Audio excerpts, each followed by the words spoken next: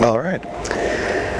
Well, my name is Charles Larson, okay, and I'm a former Mormon.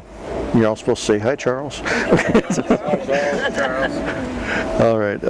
I'll tell you a little bit about myself first, okay, and how I got here. I'll try to. Like I say, I have a soft voice. And, okay, I was a convert to the LDS Church when I was 19 years old. I had been a Christian for a number of years. I was saved when I was a child and thought I had a pretty good background as a Christian, but nothing that I had ever learned as a Christian could prepare me for someone coming and telling me that there was more. There was more to it, and that all of the Christianity and the love of God and the scriptures that I had been learning was really just God's way of preparing me to receive this fuller truth that was sitting there waiting for me. That was the hook, and I took the bait. So I was a young man in the Army trying to live a Christian life, and the only other person that I came across that was doing the same thing was a fellow in the bunk next to me that had been a Mormon for about a year. So I began going to church with him, and he gave me some very strange books to read, and so I read them and began to just, well, I thought I was investigating. You know, you've been through that, some of you. I thought I was investigating, but what I was really doing was I was sitting through very carefully choreographed sales presentations and being fed all of the answers that I needed to go ahead and put in and respond. And coming from a Christian background, that's exactly what the sales presentation was geared toward. So I sincerely jumped right into it with both feet, and I became a Mormon. I got baptized, and I was so excited about it, and wanted to share it with all my friends who weren't that impressed. Neither was my family, but that's a whole other story.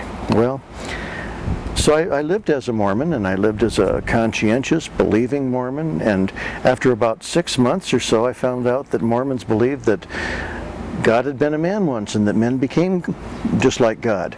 And I thought, oh my gosh, somebody is spreading a terrible heresy through the ward, and I better go talk to the bishop and let him know this.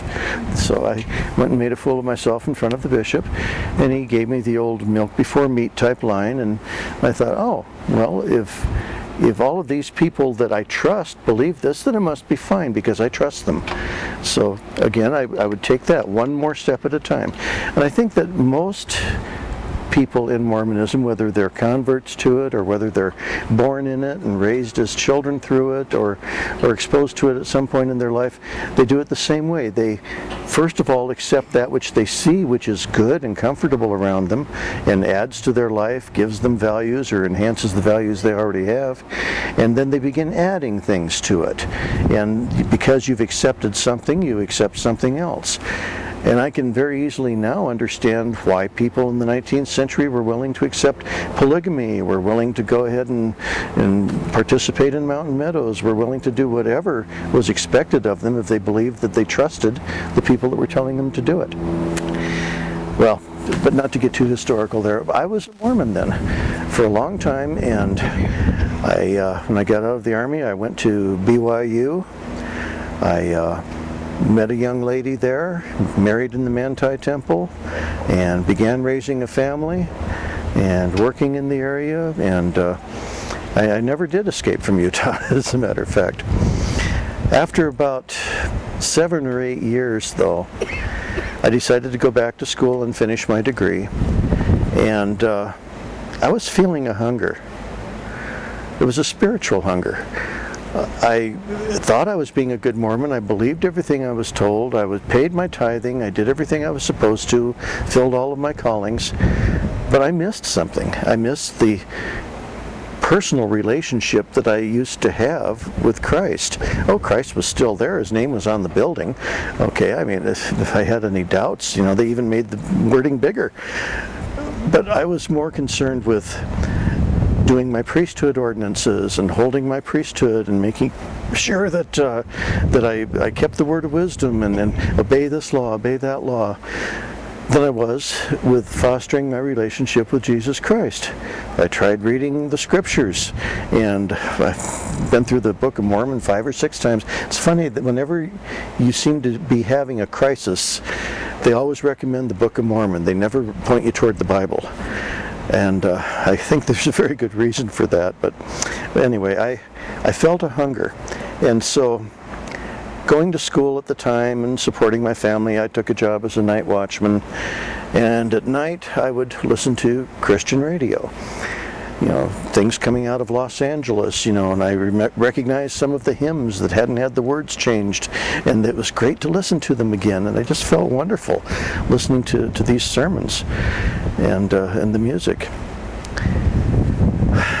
Finally, I remember one day on BYU campus, walking into the Joseph Smith building and seeing pictures on the wall of pyramids and ruins and things like that in Central America and Mexico, meant to give the impression that these are Nephite ruins from Nephite civilizations.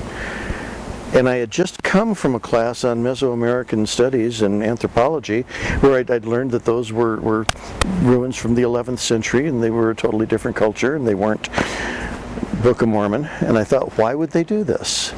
I could pick up a paperback Book of Mormon and find the same silly pictures in the front of it, trying to give people the impression that, oh, this book talks about lost civilizations, here's the proof of the civilization. It had nothing to do with it. I should probably mention that as a convert, I was a kind of a pain to a lot of bishops and so forth, because I kept asking a lot of questions.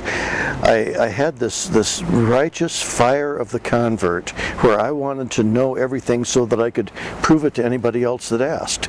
So naturally I wanted to know about all of the objections that there were to Mormonism and the right way to answer them, you see. So I began reading. Well, first I began reading the works by the apologists, people like Hugh Nibley, and well, he's the one that comes to mind now, but there were Sterling McMurray, many of them, okay? And some of them were kind of old works at the time. This was the early 70s. But the problems that I came across with that were that everything was so pat. It seems like the apologist would go ahead and take a ridiculous premise and a statement that some anti-Mormon had made and then go to demolish it and prove the person wrong, and therefore the church is true and you can feel good about it. Well, I felt great about that for a long time. That was what I wanted to do. I wanted to go and prove that the Mormon church was true to anybody that endangered their way across my path. Well, this takes you now to my experience at BYU, seeing those buildings and thinking to myself, why does it take a deception or a lie or just something that isn't accurate to try to prove something to someone? Why do you have to create that impression? If the evidence is there, give them the evidence. So I began looking into what evidence there was, and there wasn't any. I couldn't find any evidence. I would read books by people that claimed that there was evidence, and by that time I guess I'd gotten some critical thinking underway, because nothing seemed to really gel like it could be accepted by anyone else. Now, I'll tell you a little bit about the way that I think, okay? I think that if there is scientific evidence for something, a factual evidence, that it should be persuasive. That should be all it would take, is looking at it, and a reasonable person with a reasoning mind should be able to interpret that evidence and draw the only correct conclusion from it, from that evidence. Therefore, if there's evidence for the Book of Mormon, then every historian and every anthropologist and every archaeologist on earth should be amazed that this book came out before all of this stuff was proven, and they would all be Mormons, wouldn't they? Well, they weren't. That bothered me. And of course, at the same time now, I'm getting all of this input from Christian radio, and God working on my heart, saying, get back here, get back here, get back here. What I did, I finally did something that I never did as an investigator when I was taking missionary discussions. I gave myself the right to ask questions.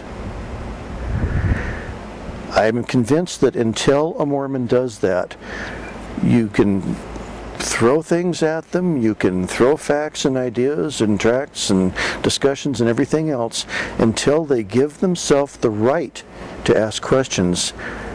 None of it will work.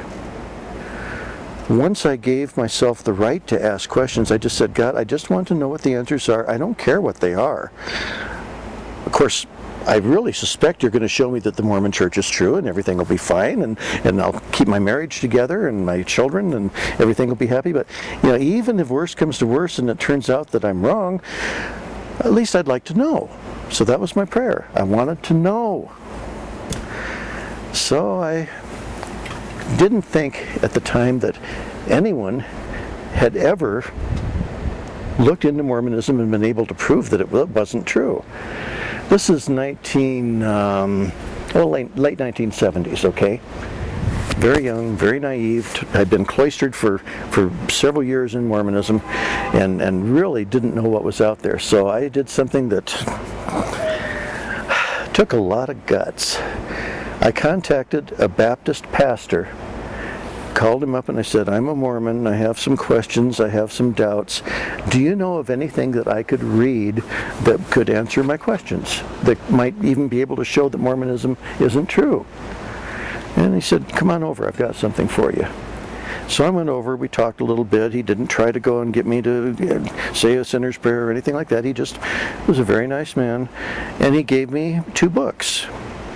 One of them was a little book called Joseph and the Golden Plates, and I can't even remember who it's by. It was just a little paperback book, the type that you would buy in a small bookstore at the time, and I thought that was kind of interesting. It talked a little bit about the Book of Mormon, and it talked a little bit about what was supposed to be in it, and the fact that nobody's ever found anything matching it.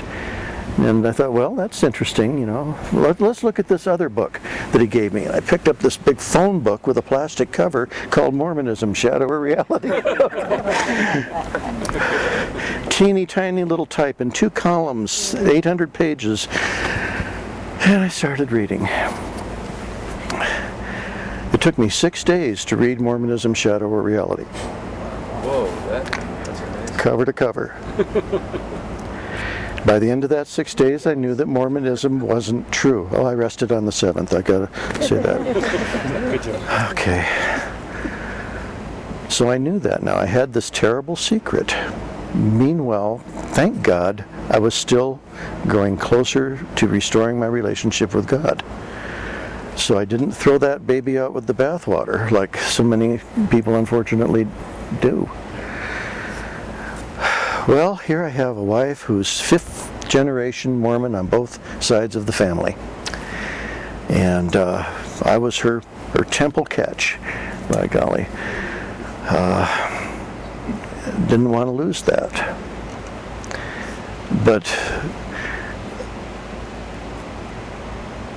I'd walk around a lot at night doing my job and praying out loud, wondering what I should do. How do I do this?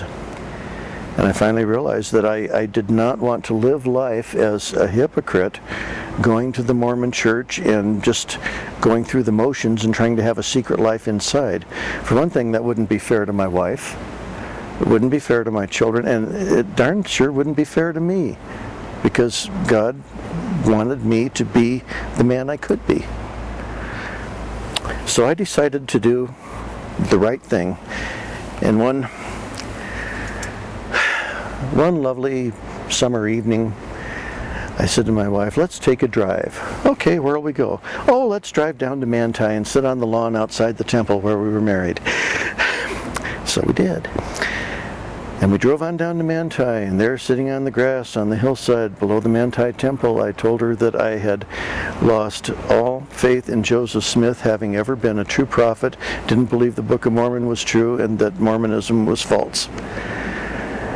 And put yourself in my shoes here for a minute if you can, and try to imagine that was not the kindest thing I ever did. Okay? It was not the kindest thing I ever did. My wife cried all the way home, she cried all the way in the house, and cried all the way through, all night long, and then called the bishop. And the bishop told her that he'd come over and send a couple of 70s to straighten me out. This is when wards had 70s as missionaries within the wards. So he did that. Fortunately, he didn't tell my wife to get rid of me. Okay, and she didn't want to anyway. She wanted to get me straightened out. So the two missionaries came over. Well, one of them was an older fellow who had been, born in Utah and raised in Utah, lived in the ward his whole life, and the only time he ever left the ward was when he went on his mission. Then he came straight back afterwards, and this is what he knew, and his job was to go ahead and sit and talk with my wife and reassure her while I walked around the block with the other fellow, who was a young guy like me. Yes, I was young once. He'd been a convert also as a young man, and he was a fiery, investigative sort that just loved to go and look into deep questions and things like that. And he'd been a Catholic before he became a Mormon, so he was going at it from that angle. And boy, perfect match, right? We were walking around the street like that, and I told this fellow, I said that I just cannot believe that Joseph Smith was really a prophet and that the church is true, and explained a few things to him that I saw as problems and all. And I'll never forget what he said. He said, well, Chuck, you're very wise to perceive that there is a problem with the church today. But that's because there are certain keys that are no longer being held by the mother church. They're being held by others until the time comes to restore those keys, and other people are holding those keys. I was walking around the block with a closet fundamentalist, a fellow who was meeting with the All Red group up in Salt Lake every Saturday and then coming back on Sunday to sit in the ward and eyeball all the high school girls. So I told him that was an interesting concept, but that I didn't think that the right way to approach my concern would be to assume that the church was true and then try to figure out where it went wrong by going backwards from now. The thing to do would be to start at the very beginning and find out if it was ever right to begin with. And then if I wanted to work my way up the line and figure out where it was still right, that would be fine. Well, he didn't like that approach, but he gave me a book to read called A Leaf in Review by B. Harvey Allred. Talked all about how the fundamentalists got blindsided by the manifesto and how they kept the faith together and so forth until the church finally decided that Christ wasn't coming again in their lifetime, and so they excommunicated all of them. Anyway, so I had this book to read, and I went home and I told my wife what this fellow had introduced me to. Every Latter-day Saint has what I like to call a button. Something that you can push, that is their button that affects them, whether it's Book of Mormon and archaeology, whether it's the Mountain Meadows Massacre, whether it's, you name it, My wife's button was polygamy, Her family had been involved in polygamy way back, and at the time of the manifesto, it was her grandmother's family that got disinherited and sent up to Idaho without any support to have to go and try to make it on their own so that the husband could stay back with the wife that he wanted to be with. So she always had this button about polygamy. And bless her heart, she said that if the bishop of the ward, who is supposed to be inspired by God on her behalf, didn't have any more inspiration than to send a polygamist over to our house to straighten me out, then maybe she had a right to ask questions too. Praise God. There you go. Praise God. So she did. We talked, and I gave her the book that I had read. It took her 6 months to get through Shadow of Reality. She cried all the way through the first third of it, and then she began praying all the way through the second third of it, and I got her off the Book of Mormon and off the Pearl of Great Price and off Doctrine and Covenants and off Teachings of the Prophet Joseph Smith and off the latest greatest bestseller by the latest greatest prophet and into reading the Bible solely. And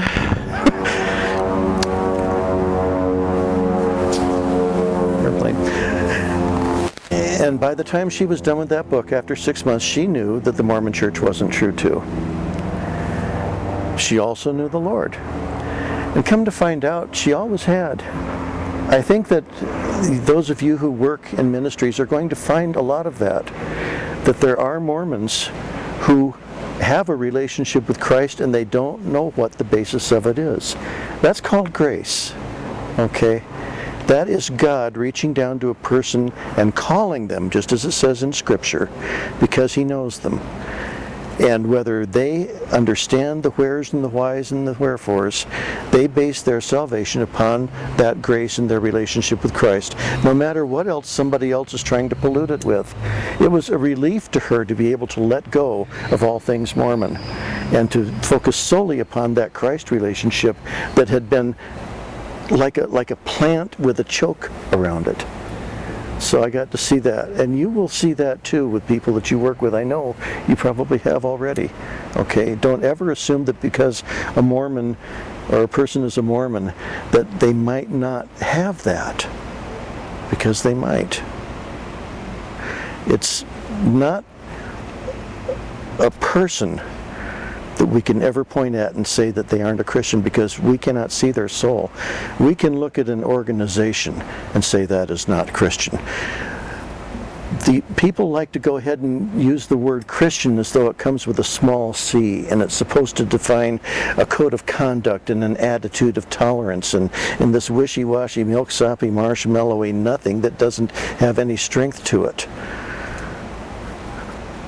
I reject that. A Christian is with a capital C because it's a person with a saving relationship with Christ that is built upon the truth of God's Word, and it cannot ever include any man-made system brought about by fraud that is filled with lies and false doctrine and old heresies. Amen.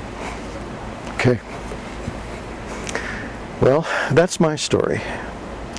We grew as Christians, and all of these years later now we're still living in Utah. We've raised our children. We now have grandchildren. We have 4 generations living in my house right now, and God's been good to us. Well, let me tell you a little bit about this book. Okay. Most of you know me as the author of this book, By His Own Hand Upon Papyrus. Right after I came out, and my wife came out, I still had that convert zeal and so forth that I described earlier. I guess that's part of me that God made. And I wanted to share some of the things that helped me to make up my mind that I felt were relevant. And while Shadow or Reality was a fine book, it's not the kind of thing I'd just hand to someone and expect them to be able to read it or gain something from it. It had too many buttons in it, and it was too hard to read. I wanted to focus on one that really struck me as the most powerful God-given argument that there could possibly be that Joseph Smith wasn't a true prophet. And to me, that was the book of Abraham, what God had revealed on it.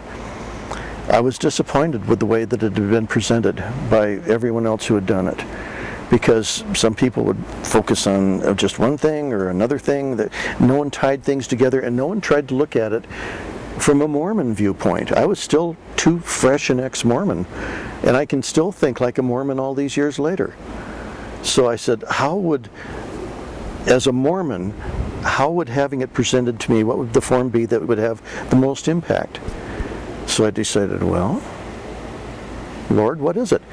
And the answer came that the first thing you do is you tell the Mormon what he is supposed to believe. Then you tell the Mormon what really happened and why it isn't that way, and then you draw the conclusions about it. Don't just let them try to come up with something on their own. So I took all of the Book of Abraham material, and I thought I'd go and write a tract. I was going to take about 6 months, and I was going to write a tract, and I didn't care if it was 10 pages long. I was going to write a tract.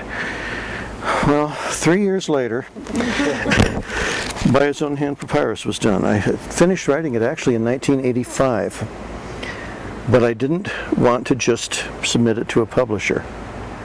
I wanted this book to actually do something in God's way and in God's time. And in God's time, He led me to a publisher that had the same vision for it that I did. This is an atomic bomb. Okay, this contains an argument that any Mormon can understand, and if they're honest and sincere, it can change their life. I'll share with you, there are over 70,000 copies of this book in print now. I am aware of upwards of 40,000 people who have 40,000, that's a 4 with 4 zeros after it, who have left the church in part because of having read this book.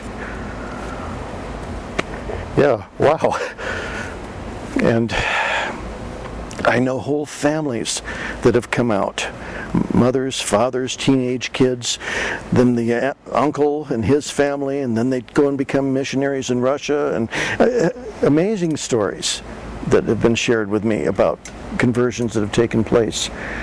And God working on this, which is good, because frankly, I wore myself out writing it. I wore myself out trying to do a ministry dealing with Mormons. I just developed such a burden at that time. I guess I didn't understand that it's the Holy Spirit that calls people, not Chuck Larson. Okay, and I let myself get very, very tired and very, very stressed and very, very sick. But I gave this book to God, and God still uses it even though I'm tired and even though I'm worn out. And even though I'm going to be gone, He'll still keep using that. So that was my gift. The publisher shared that vision. He shared that vision with hundreds of other Christians who raised the funds to go and do a first printing and a mass mailing of this book. They sent out over 30,000 copies to lists of people that people had submitted with the names of different Mormons on it that they knew, names and addresses. More than 30,000 copies of this book went out overnight, and it was like a bomb going off. Here in the valley? In Utah, in Salt Lake, in Provo, in Orem, in Spanish Fork, in Los Angeles, in Chicago, all over the country. 30,000 copies of that book all of a sudden dropped in the lap of Mormon culture in private households. Bishops and stake presidents came out and railed against it and told people that they weren't to read it, that they were, of course that made some people want to read it all the more. And the apologists had a fit. But it got it out there, and it's been just doing it ever since. Now, I'll share with you something that I've begun letting people know. I've never received so much as a dime in royalties for this book. My agreement with the publisher was that every bit of royalty I was entitled to would go back to the publisher to be used to help make the book available to Latter-day Saints at no cost. And the publisher also has people who sponsor that. Any Mormon that wants this book, all they have to do is contact the publisher and they will be sent a free copy, just like that. Now this is a publisher here in Taylor? This is in Grand Rapids, Michigan, the Institute for Religious Research. So the book still gets exposed. In fact, it's a little bit dated. The appendix that I did on here was to answer the most effective apologist at the time, which was in the mid-1980s, and of course this immediately closed them down.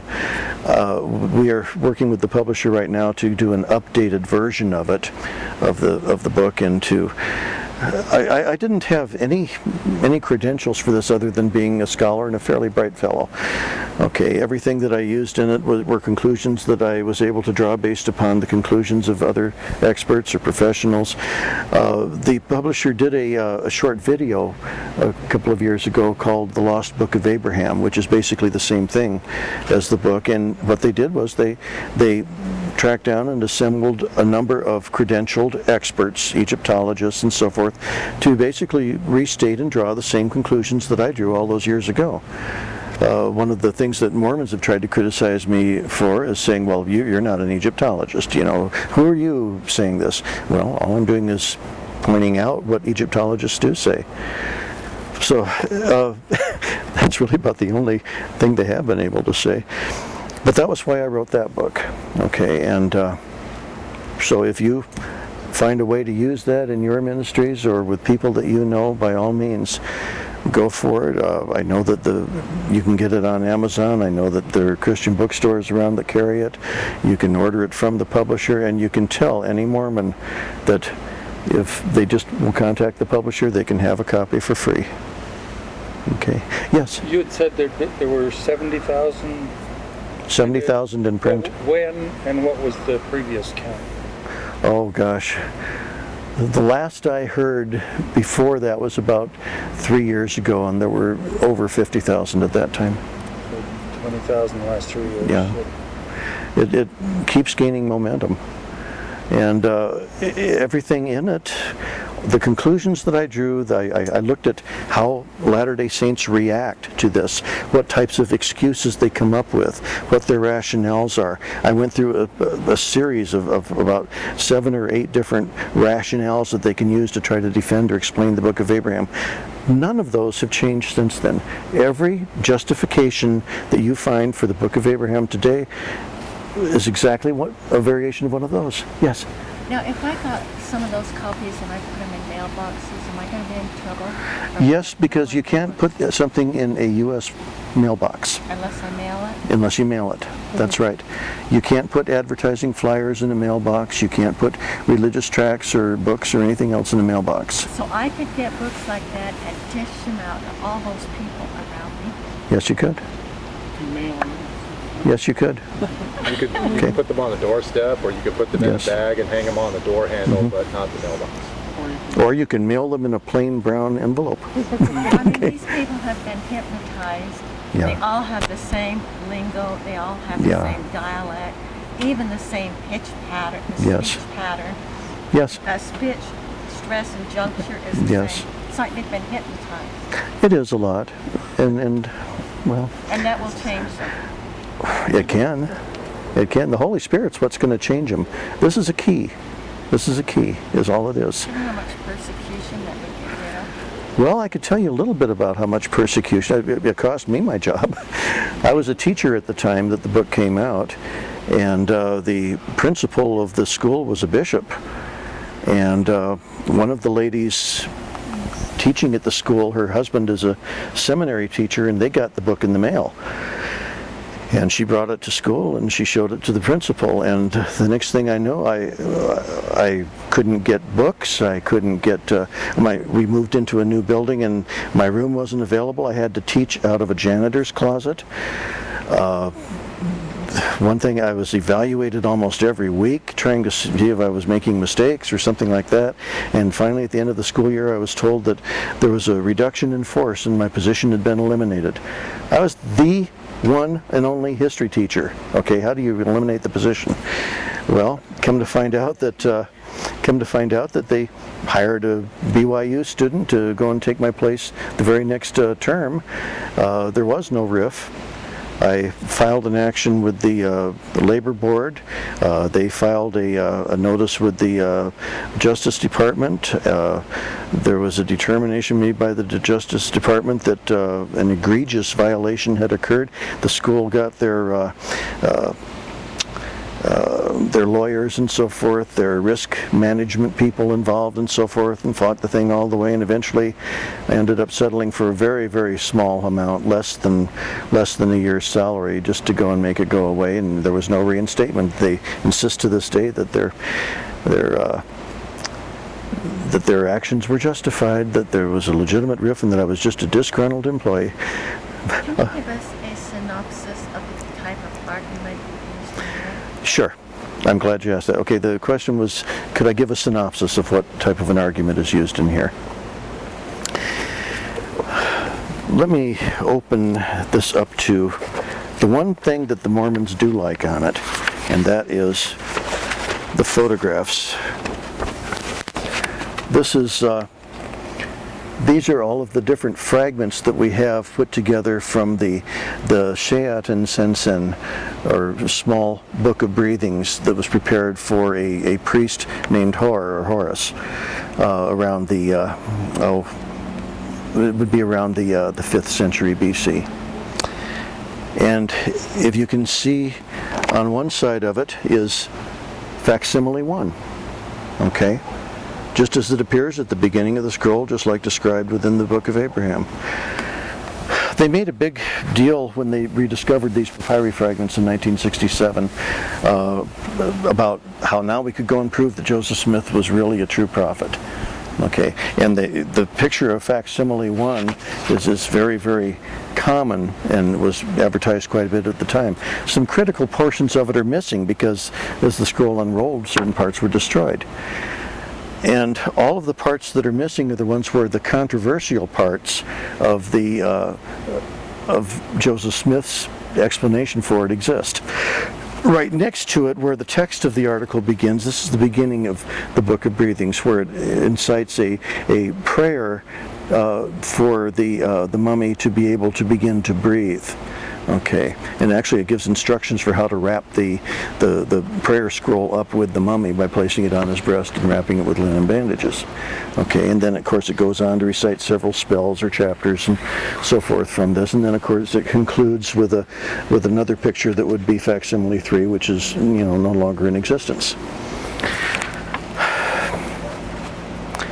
I did a reconstruction of facsimile 1 based upon studies by Egyptologists that is very different from Joseph Smith's. And here we are. Joseph Smith's has Abraham laying on an altar about to be sacrificed by some guy with a knife in his hand, okay? A wicked priest of El Kania or El Kalo or whatever. What it actually is, it's a picture from Egyptian mythology, which depicts Osiris after he had been cut into a number of pieces by Set, his evil brother. He was reassembled and then brought back to life as he was being embalmed by Anubis, the jackal-headed god of the underworld. And it is then that his wife Isis appears over him, and they beget the son, which will go and destroy Set and avenge his father. Okay, now this is all basically one of the many types of themes upon the same thing in Egyptian mythology. It's depicted in different ways in a number of different scrolls. This is typical, and again it's based upon reconstructions that other Egyptologists have described and other work that has been published and done. Egyptologists may differ in some of the finer points on it from time to time, but they differ with each other all the time too. Okay, this is an ichthyophallic reproduction, which is offensive to some people, but all of the evidence from the fragments that Joseph Smith's papyrus have show that it actually was an ichthyophallic representation. Okay, that little portion of text next to it with all the little funny little symbols and squiggles, that's called hieratic writing. By the way, it's a form of hieroglyphic that is done with simpler lines. It isn't nearly as elaborate. It predates demotic writing, which is essentially Egyptian with some Greek letters added to it. So this was before that period. But the fun thing about that is that Joseph Smith, during his lifetime, represented this scroll and this particular piece of papyrus as being the source of the Book of Abraham. And he did that, fortunately, in writing with a number of his scribes and favorite people that he liked to get together to impress.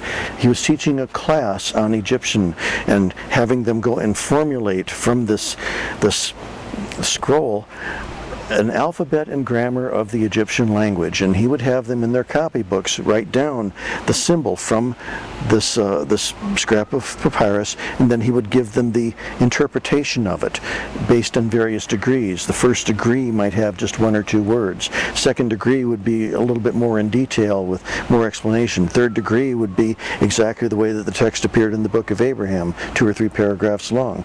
And one after another, this same little section of papyrus, it lines up in all of these notebooks and so forth with the text of the Book of Abraham. This is what Joseph was representing as being the Book of Abraham.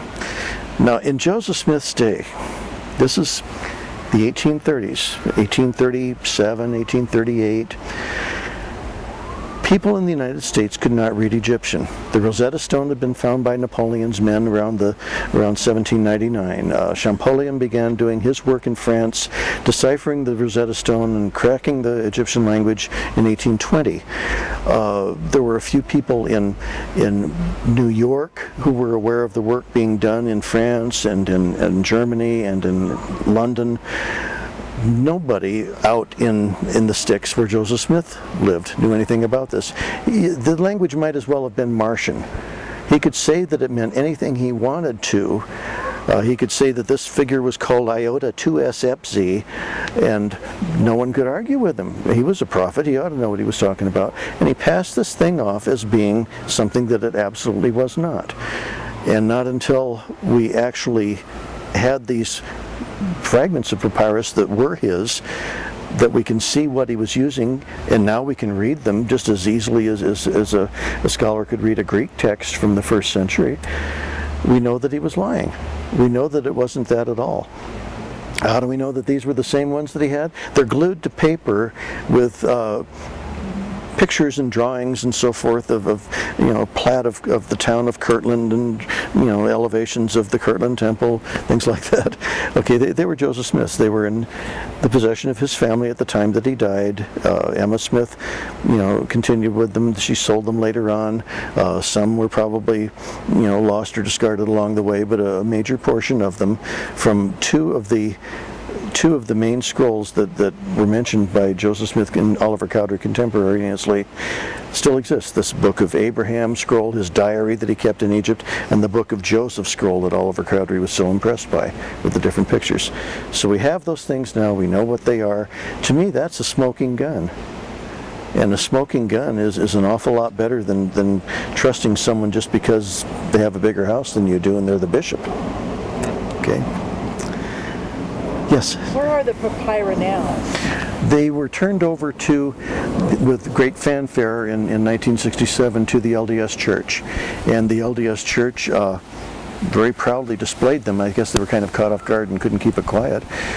And that began a whole series of Hugh Nibley writing a lot of articles for 2 or 3 years, just full of quite a bit of baloney, trying to go and skirmish and spar for time, as he put it later on, while he tried to figure out what the things actually were. The church still has them, of course. They keep them in their archives and in their vault. Interestingly, we had never really had decent photographs of the papyri. All we had were just the reproductions that had appeared in the Improvement Era. No, it was the Ensign magazine, I think, at the time. No, Improvement Era. Improvement Era, Ensigns later.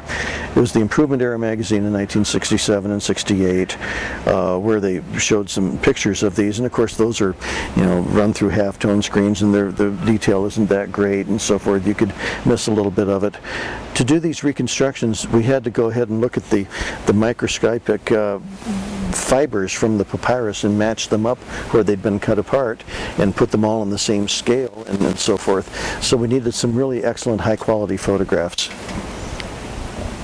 While I was working on the text of this, I was conversing with a very, very nice man named Wes Walters, who was a minister back in Missouri, who helped me with the computer work and arranging these things in the right size, because we didn't have computers to do that with so much per se back then, as we had copiers that had computer chips that he could make different sizes in order to mate them and to play with the tones and the texture to go and get them to match. And once we could find 2 sections of photographs where the things lined up, we had to get them in the same scale and put them together in order to create those composite photographs.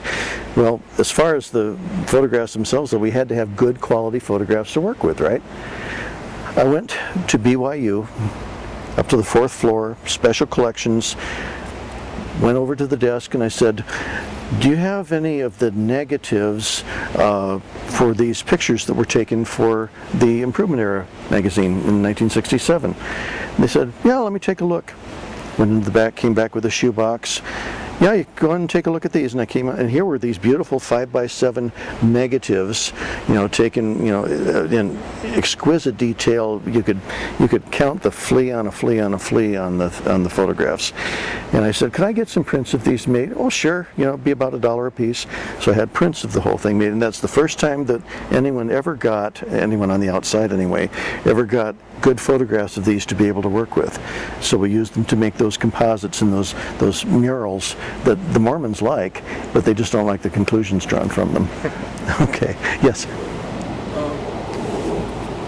The originals in the church has their archives. Are scholars ever allowed access to those? Oh, I doubt it very much. The question was whether... I can't hear. Okay.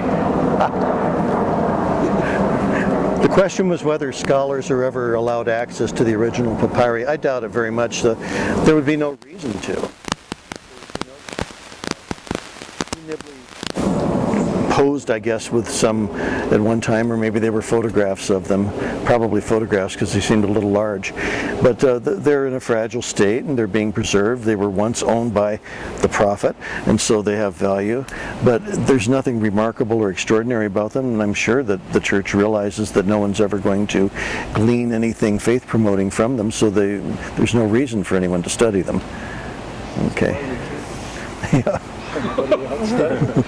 Okay. So they're not studied because they're sacred. Chuck, regarding the facsimile one, the lion couch scene with Osiris and Anubis, I ran across a video on YouTube recently, about a 10-minute thing done by a Mormon apologist, where he makes the charge that you have made a pretty grave mistake insofar that the person laying there on the altar could be a form of an Osiris in the making, so to speak.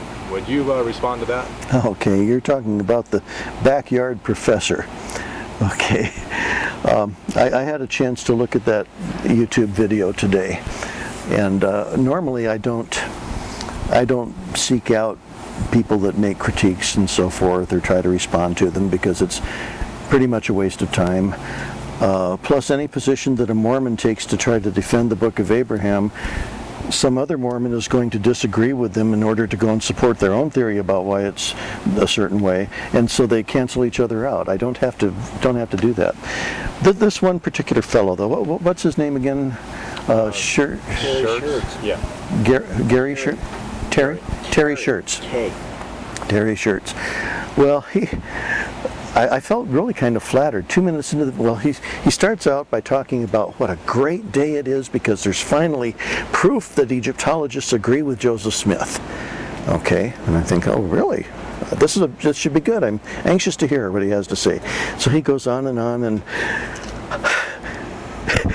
he was funny to watch because I could have sworn, if I'd closed my eyes, I could have sworn it was Jesse Ventura giving us another conspiracy theory video about how the government flew missiles into the Pentagon disguised as airplanes. It just sounded like Jesse Ventura doing a conspiracy theory video. Okay, well he was going to go ahead and reveal this wonderful information here, because how did he put that? He says, the anti-Mormons' #1 hero, Charles Larson, is now destroyed. And I thought, wow, #1 hero. I had no idea. I didn't even know that there'd been an election. Okay, I don't know who else was running. What an honor. So I decided to listen and see what he had to say. And he didn't say much.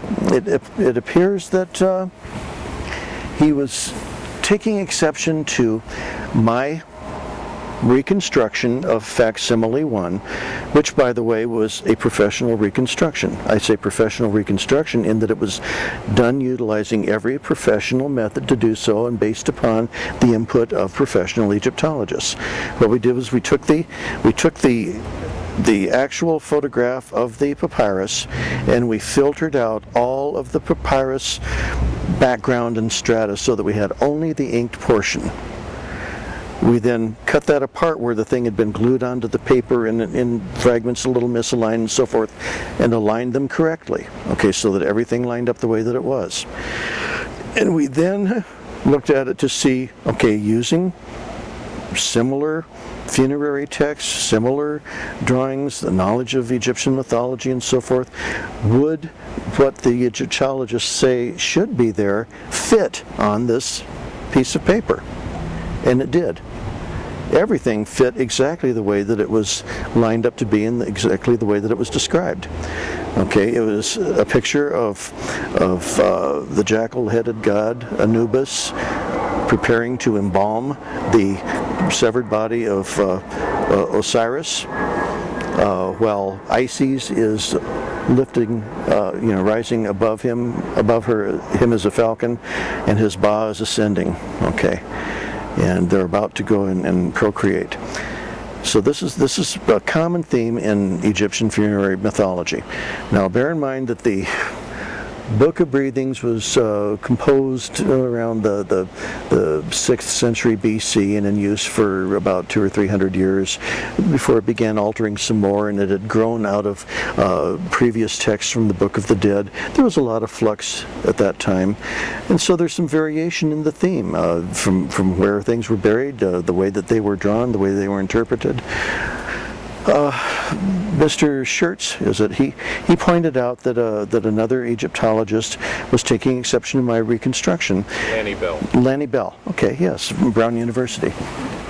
And he said that what Lanny Bell said is that I misidentified the body laying upon the bier in facsimile 1, that it is not Osiris, that it is actually the person for whom the scroll was written.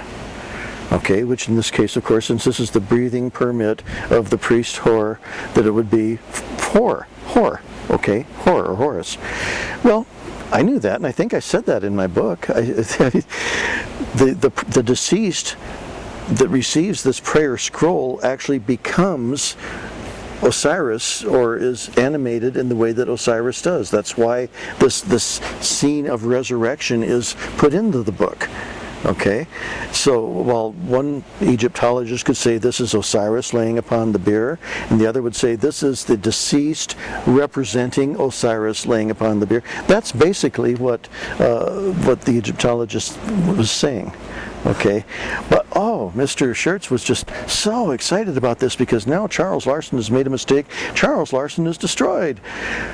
Well, the Egyptologist never did say that what Joseph Smith said was correct.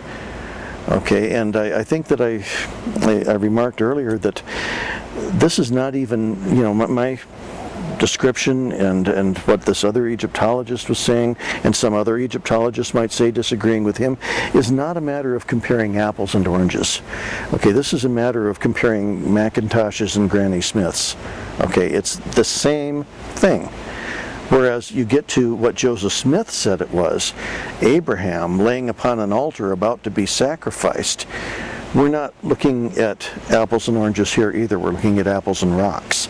Okay, Joseph Smith was wrong. 500% wrong in what this was. Okay. So I get that type of thing all the time, like this fellow, this backyard professor in the video. He's desperately trying to cling to something that's going to make the thing sound true to him, and he's so full of his missionary zeal that he just has to try to share this with anybody else who wants to listen to it too. So that's why he puts them on a video like that, and anyone with any sense of reason who looks at that or knows anything about what he's talking about can only feel embarrassed for him. Okay? Yes? Did I understand you to say that the time that this Book of Breathings was put together was like 1,500 or 2,000 years difference from Abraham? Yes. And that of course has been known. It's not what Joseph Smith said, but even Hugh Nibley freely admits that. Not quite sure why Joseph Smith is still saying that it was Abraham's diary, but no, the Book of Breathings did not even exist in Abraham's day.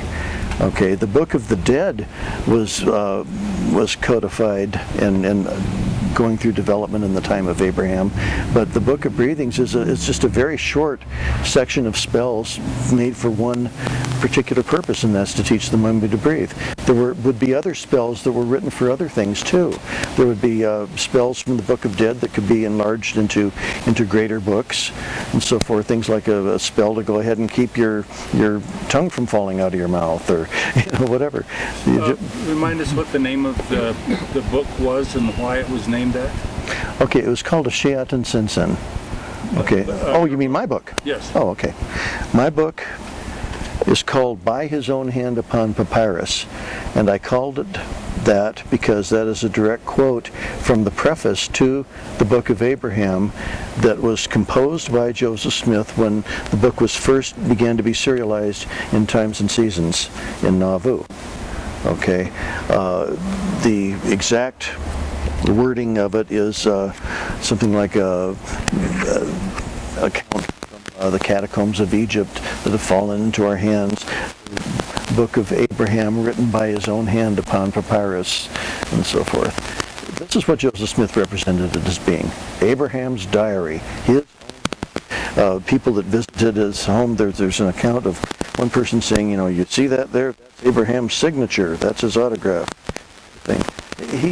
He could say anything he wanted to about these. No one could prove him wrong because no one in his sphere knew that Egyptian had even been translated. After Joseph Smith died,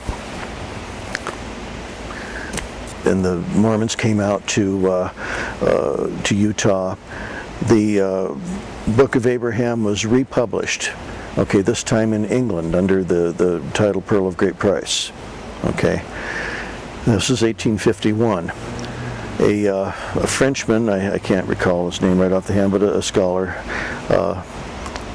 at the Louvre took a copy of this and he began examining it, and he says, well, now these drawings, these woodcuts, are just funerary scenes, and he could even decipher enough of the hieroglyphs that were included with some of the pictures to be able to tell what they were and read a small portion of it that hadn't been mistranslated that badly. That early then, Egyptologists began exposing the Book of Abraham fraud. But of course, they didn't have the real papyrus to work from. That had been lost when Joseph Smith was killed in 1844. So all through the 1850s, the 1860s, the 1870s, then on again in 1912 when Reverend Spalding came out with his things, and then the New York newspapers came out with their expose and so forth. The Mormon response was always that the people of the world can say anything that they want to about these. They haven't got the real things, so they're just whistling in the dark. Well, the real things were found in 1966 and made available in 1967, and it didn't take long after that before everybody could know exactly what Joseph Smith's fraud was. Is there anything in the Book of Mormon that's important to Mormonism, or in the Book of Abraham? Is there any doctrine there that's You get your whole introduction into the celestial spheres, Kolob, and so forth. Many things that are relevant in the temple. But the Book of Abraham drops off in the middle. Okay, it was never a completed work. And many good historians feel that if Joseph Smith had continued with it, he would use it to go and continue introducing more and more of the doctrines that he was beginning to introduce into the church. And one that comes to mind immediately would be the idea of polygamy, especially if he'd gotten onto the scroll of Joseph. So. No, he was constantly using whatever he could to introduce new scriptures and validity for ideas that he had already come up with. His whole inspired version of the Bible was the idea to try to go ahead and come up with a scriptural basis for pre-existence, and to also straighten out some of those other thorny things that the Bible says that Joseph Smith didn't particularly care for. Okay, now he didn't have access to original texts or codices. He didn't have the Sinaiticus, the Vaticanus, the Alexandrius, the Chester Beatty Papyri, or any of the other thousands of tools that we have today to be able to go and explore and know exactly how complex and technical the Greek language was and how precise it was in describing exactly what it says. To him, it was all impression. And so if he decided something had to mean something to be comfortable, then he would use that. I love the scholarship that's able to be done with biblical writings today, whether they're from the Greek or even the ones in the Aramaic and the Hebrew. There's so much more that can be learned today by looking at that. Hebrew, by the way, is a very ambiguous language. It has a lot of tones and shades to it. But Greek is crystal, rock hard precise. And when Paul wrote that men are saved by grace and by faith and not of works, lest any man should boast, that is exactly what he meant. Okay, he didn't mean anything different.